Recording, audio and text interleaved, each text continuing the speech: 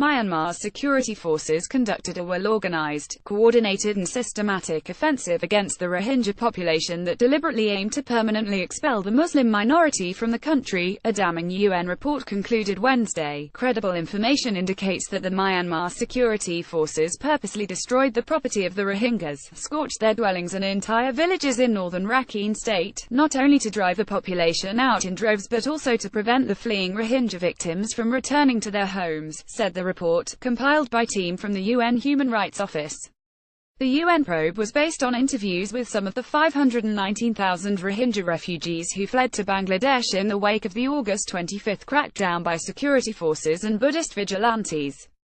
The military's brutal clearance operations were ostensibly launched in response to attacks by a Rohingya militant group.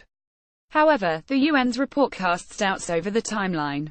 The team contends that the military operations began weeks prior to the insurgents' attacks, with the arrest and disappearances of influential and educated Rohingya leaders in order to weaken the community's culture and history. After creating a climate of fear and intimidation, the security forces reportedly directed some villages across the border. According to the UN, read more. Will the Rohingya exodus be Aung San Suu Kyi's fall from grace? In some cases, before and during the attacks, megaphones were used to announce, "You do not belong here, go to Bangladesh. If you do not leave, we will torture your houses and kill you," the report said. Soldiers then indiscriminately targeted fleeing civilians, including young children, it added.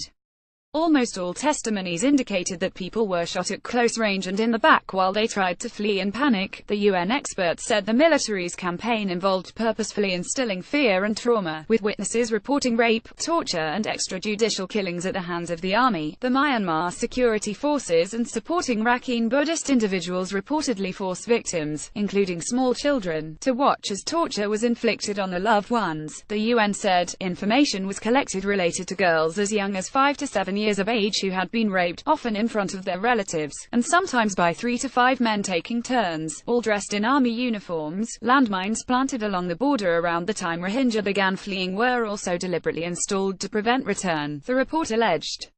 Myanmar's government and military have repeatedly denied any human rights abuses have occurred during clearance operations in northern Rakhine state.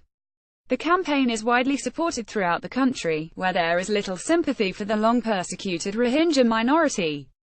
Read more. 1 year on, Aung San Suu Kyi struggles to unite a fractured Myanmar. Aung San Suu Kyi, the country's de facto leader and a Nobel Peace Prize laureate, has said that her government stands with the military on the crackdown. The military chief has referred to the crisis as an unfinished job.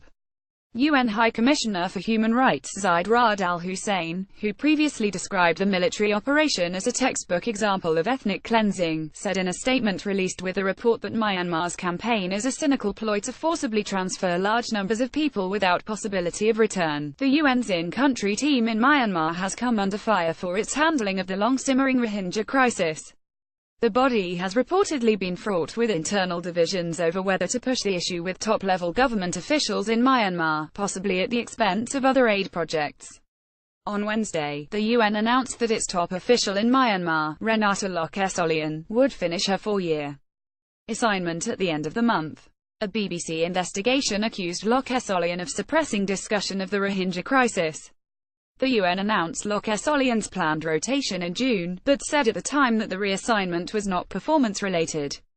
Myanmar's government has rejected a proposed successor.